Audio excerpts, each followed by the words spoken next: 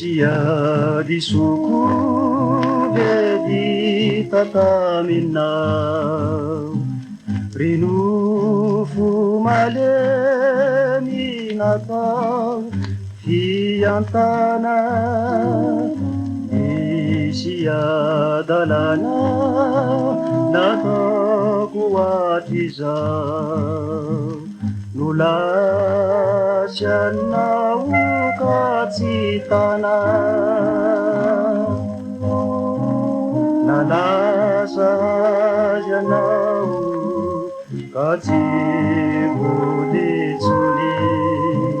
Deisini ameki ni santo puku Nalavita janau Dewa Julia Fituni Niala Yelusi Tuluku